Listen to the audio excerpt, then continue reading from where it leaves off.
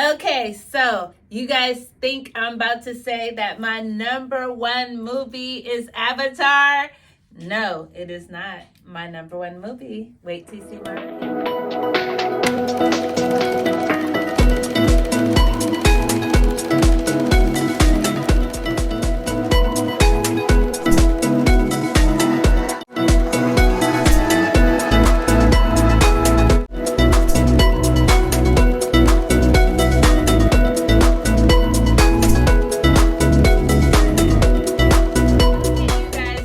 Watching my review. If you like it, you know the drill. Go ahead and hit that thumbs up button. I want to thank everybody for all their goodwill wishes, all their goodwill wishes, and everybody making me feel better because I am healed. I am back better than I ever been before, and I'm ready for 2023. But first, I want to also say, if you are not subscribed, what are you doing? You still got a couple of days to subscribe to my channel. I want to say thank you so much for trusting me with my movie review, for watching me. I also want to give a shout out to Mike from Did You See That? Without him taking a chance on an unknown black girl he saw, a Bugetto black girl he saw on the internet, on YouTube, and actually reaching out to help me. Then I met Rashad G Reviews, and then Blacktastic, and the list goes on of other YouTubers that aren't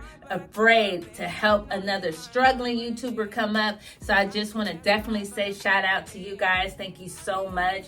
Another thing I want to say is I really had a great year this year because I did get sick. But I had a good time with the movies this year. You know, there's some I really, really liked that I just couldn't hold it in. And then there's some I kind of did not like too much. So I'm going to just try to break it down, my 5 favorite movies of 2022. And yes, I did start off by saying Avatar and Atlanta. Okay, we're not going to even get into that. So let's at number 5 is going to be A Jazzman's Blues. Now, the reason why I liked A Jazzman's Blues so much is because, look at me trying to look at the reasons why. What are the reasons? The reasons why I like A Jazzman's Blues so much is because it was from Tyler Perry. Look, I got like a lump in my throat. I was like, Tyler Perry. Ugh. No, it was from Tyler Perry, but it was so different than Madea. It was so different from the characters that we always see him, you know, have in his movie, Jazzman's Blues. Let me take that back. I didn't love everything about it, but I loved the fact that it was like The Notebook, but an African-American version. I love that. Going into my number 4, Adam. Yes, I get so hyped, boo, boo, boo, when I talk about Black Adam because I love The Rock. Do you smell what The Rock is cooking? Yes, and it also kept my 9-year-old entertained the whole time. I mean, the whole time. I mean, it didn't have just the spectacular, wonderful plot. It didn't have just wonderful, wonderful acting, but I loved it because it was action-packed. It was a villain in the action and everything. That's why I loved Black Adam. I do. I really love Black Adam. Now, coming in at number 3 is going to be The Glass Onion. Yes, I might as well say starring Janelle Monáe, because she stole the show. She stole the show. I do like Detective Benoit. You know, I just love the whole dynamics of this movie. It is such a fun, interesting movie. I love when they put all the pieces together and it comes together like a puzzle. I love what I enjoy about look at me backing all up into the thing. I started with 1, not 2, but only 1. So, like I already told you at the beginning of my video, Avatar was not. Leave your comments if you do not feel that I am accurate, but I do feel that Avatar is number 2. Yes, the reason why I felt Avatar is number 2, because it's a no-brainer. It's a no-brainer. He knows what he's doing with movies, and he blew it out the water. He did. He blew it out the water.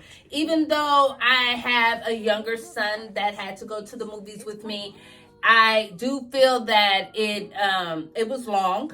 It didn't feel all of 3 hours, but it was long. You have 3D, keeping you involved. You have a very well put together movie we waited so long to see this movie, and I love it. There's really nothing you can say bad about Avatar. There isn't. But that, just because I can't say nothing bad about it, doesn't mean it's my favorite movie of the year. I said that. I'm fake. I said that, after I said it, this is the best movie of the year. Like, oh my God, this is the best movie. Yeah, of course I'm going to say that because I just saw it and I did it. But that doesn't mean it should be the movie of the year in my book. I think it comes in at number 2. At the whole 12 months of 2022, I could not give it the number 1 spot. The number 1 spot in my book goes to The Black Phone. Yes, The Black Phone. That's why I'm dressed like this. That's why I'm dressed in black like Morticia, The Black Phone. You know what I'm saying? No, the reason why I personally love The Black Phone is, for one, a lot of people slept on that movie. You thought it was so horrible. It was this, that, and the third. A lot of people slept on that movie. The Black Phone is a good movie. I love the fact that you throw religion into it. That the little girl was praying. She really didn't know how to pray at first. She's like, what the F, God? But that doesn't matter. It's the fact that she wanted to save her brother. I like the fact that they had the other children that had been taken, kidnapped, that their spirit was going to help Finney. You know what I'm saying? Their spirit was like, we going to get Finney out of here. So he took a little bit from each child. That's good. That's good. It is, what's his name? Why can't I think of his name right now? Of course, I'm going to think of it after. The guy who did Pet Sematary. Ken, what's the guy's name that did Pet Sematary? Stephen King. Okay. Yes, it is Stephen King. It is Stephen King's son, but he got the concept of what movies are and how movies affect you. And The Black Phone was really, really deep to me, even though I had to do some tea, just a little tea for you. Ethan Hawke, when he first signed on to do this, he did not want to do it unless he could wear a mask. Boop! He's like, I don't want to be associated with being no kid killer. I got kids. So yes, Ethan Hawke was like, I'll do it, but I gotta wear a mask. I'm not about to be running around killing no kids. Okay, I got you. But that was like some black family. That was a family. You know how it is. Somebody come looking for your kid at the door. What's going on? What you do? I ain't got time to figure out what's going on. Let me know. You bet not have the police up at calling me at work. I don't care. You call anybody, but don't you call my mama at work. It's the same with him. He was like, don't you call me at work. They better not be calling me, the police.